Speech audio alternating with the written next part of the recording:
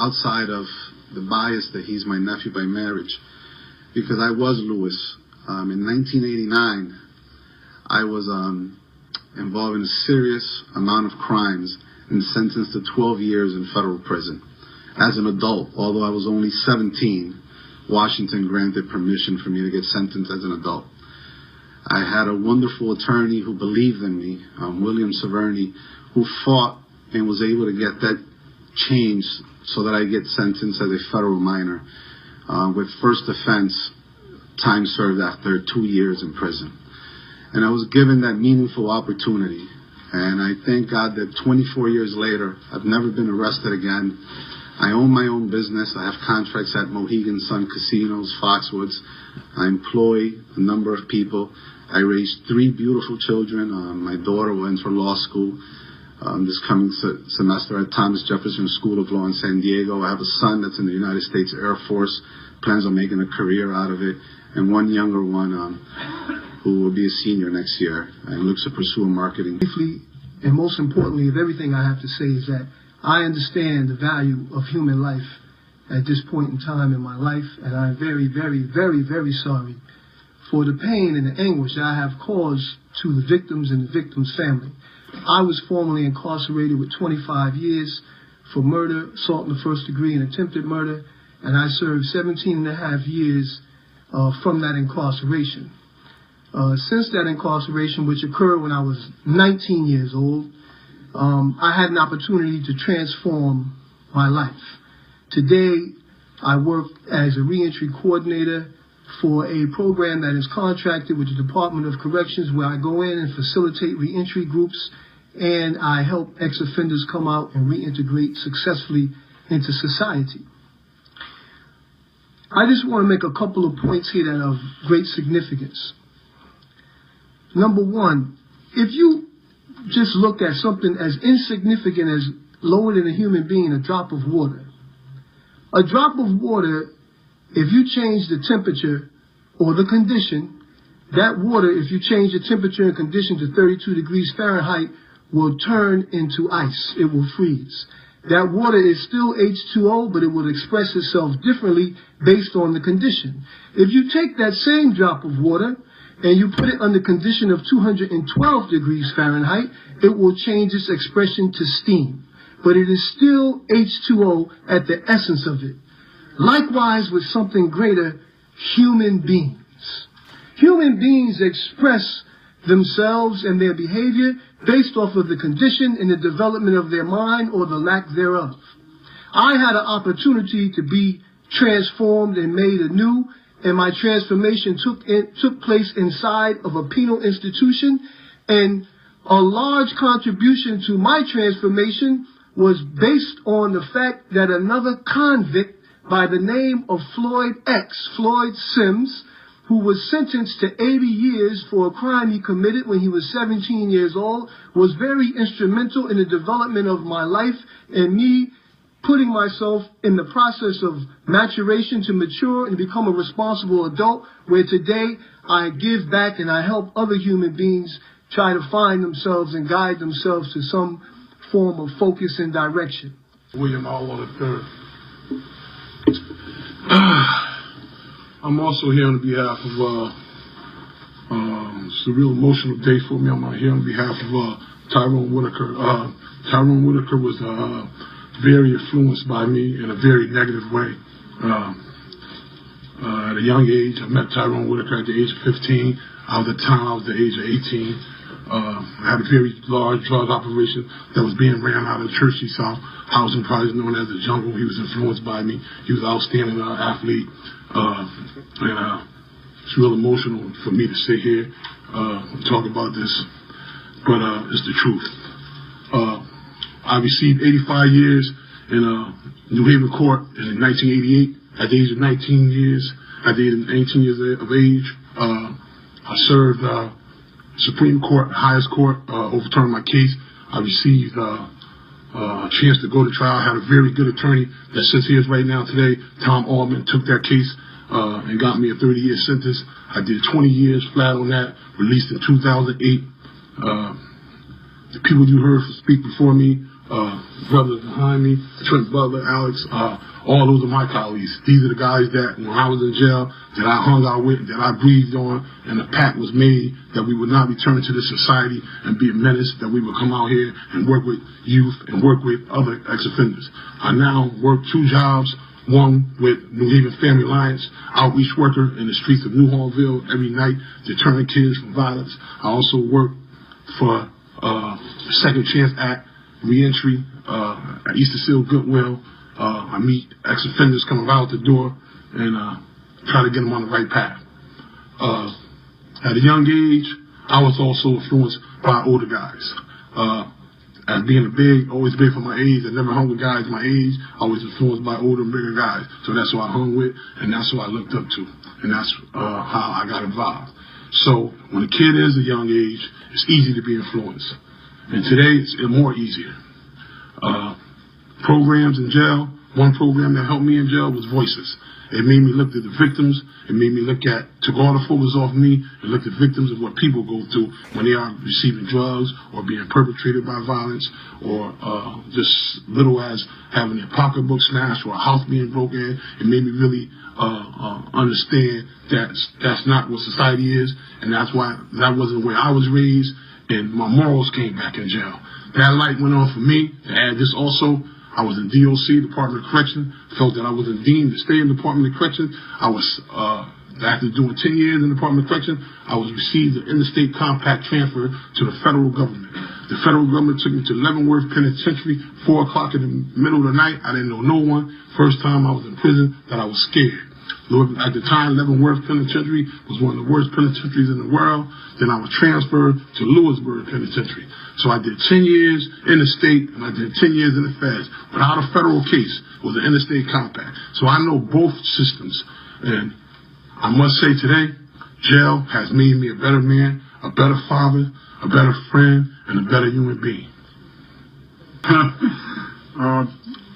My name is Charles Coviello. I'm a realtor in Bridgeport, Connecticut.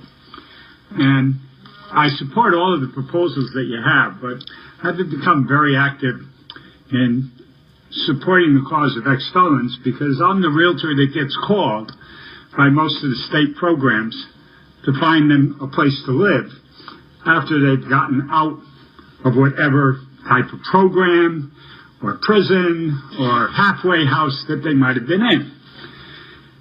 And I seem to be on that list to get a call. A lot of them show up in my office with no job, and they can't get one because they have to check that little box off that says ex-felon. They show up with no money in their pocket in order to find a rent. They don't want to go to a rooming house because that's where their bad life began, and they don't want to go back again. And in many cases, they're in a homeless shelter already or out in the street. The certificates of rehabilitation will help, and I encourage you to please try to get that through the legislature. My name is John Clooney. My wife of 25 years and my 14-year-old son were murdered on May 24th, 1993. There are 2 people in this room that know about my case, Kevin Kane and Mike Lawler. The rest of you are probably not familiar with it. It was so bad that it changed Connecticut laws to try juveniles as adults at 14. A neighbor, which my wife had in Cub Scouts at 7 years old, skipped school on May 24th, 1993, broke into my house, went upstairs in my room. I've had guns for 30 years. I had trigger locks on all the guns, ransacked the drawers, found the keys to unlock the trigger locks on a .357 Magnum. Hung around my house all day, blew the head off my dog, shot my canoe, shot my van.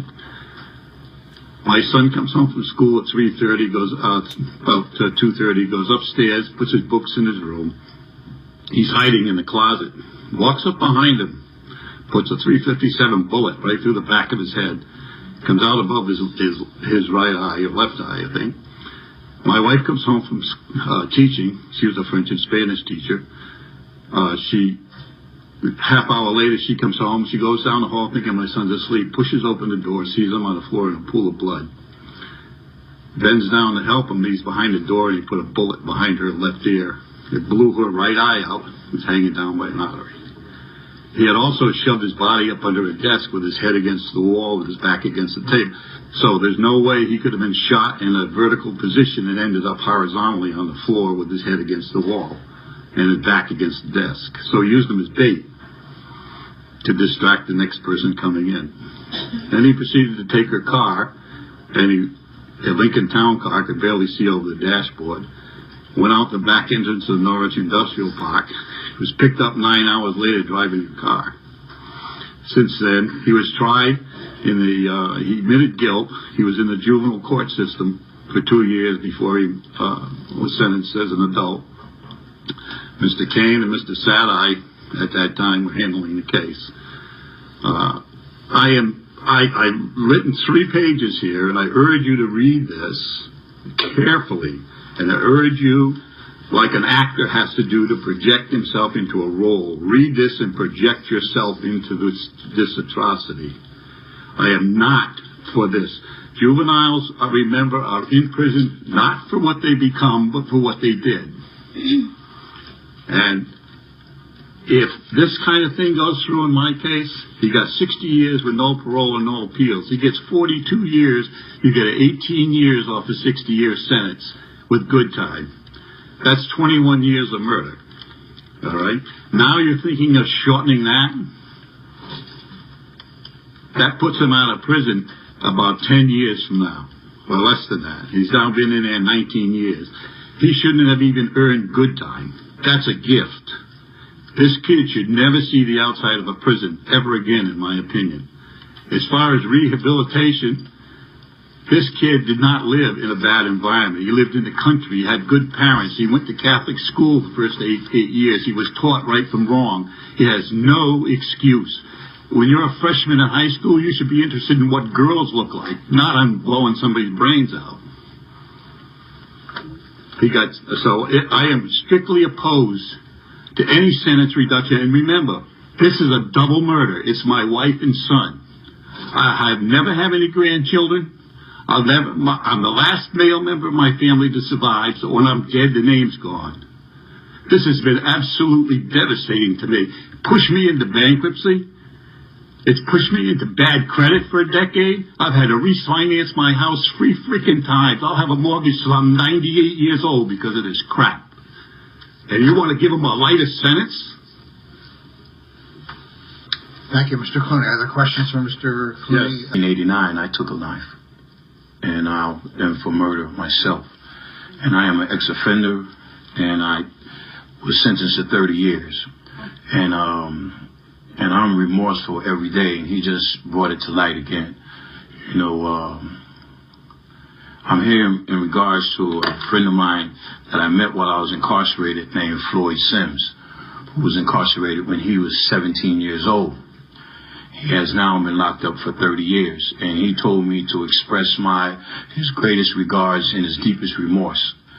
However, in our society, and I grew up in Bridgeport, Connecticut, Father Panic Village, you know, and I hear social scientists talking about the age, development of the brain and the mind and all that.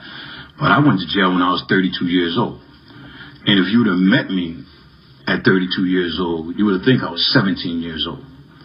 So my mind, I don't believe, had really developed until I was incarcerated.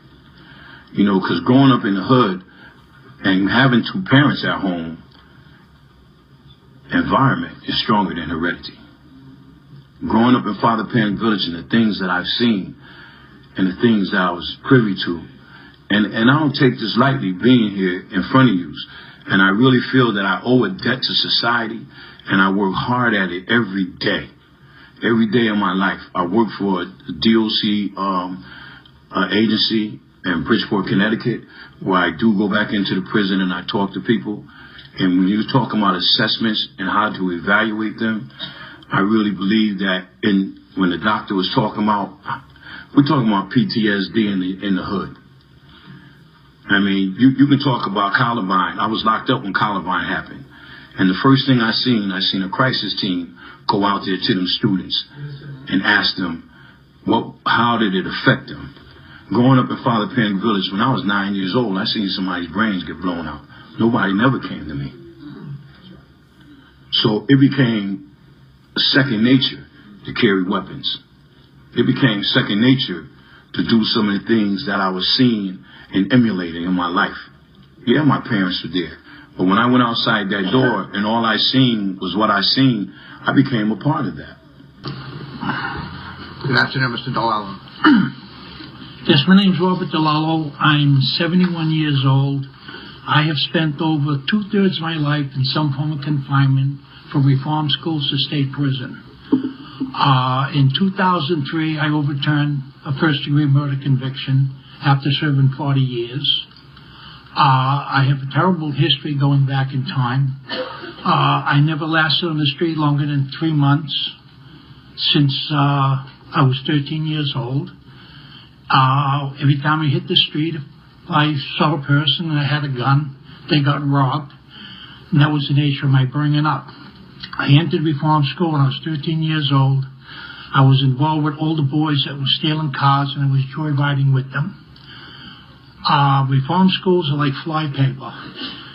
Once a child steps into there, he's hooked for life. I learned in reform school how to steal a car before I knew how to drive it.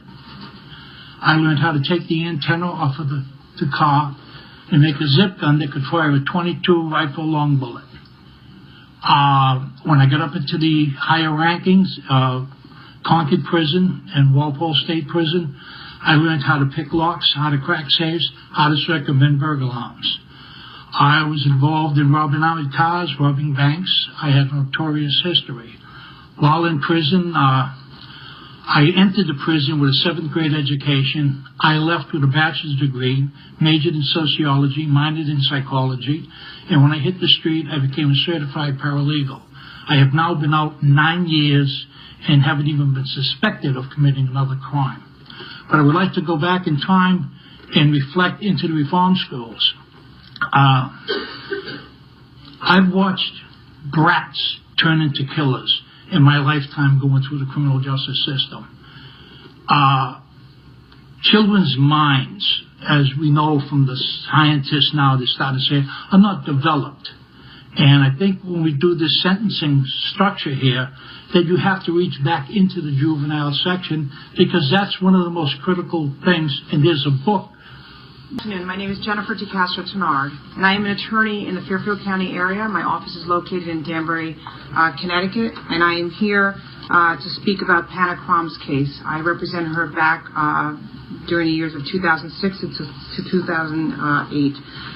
Panna's story is one of sadness and shame. On December 28, 2006, Panna, who was then 16 years of age, gave birth to her daughter Angel in her family's bathroom. During the known months of her pregnancy, she concealed her pregnancy to her parents and was in a state of denial and panic at the time of her birth. She feared death at the hands of her parents and could not address the problems due to her age. She had no premeditated plan to kill her baby, but panicked at the time of birth. The crime that she committed is known by the psychiatric community as neonaticide, the killing of a newborn in the first 24 hours of its life.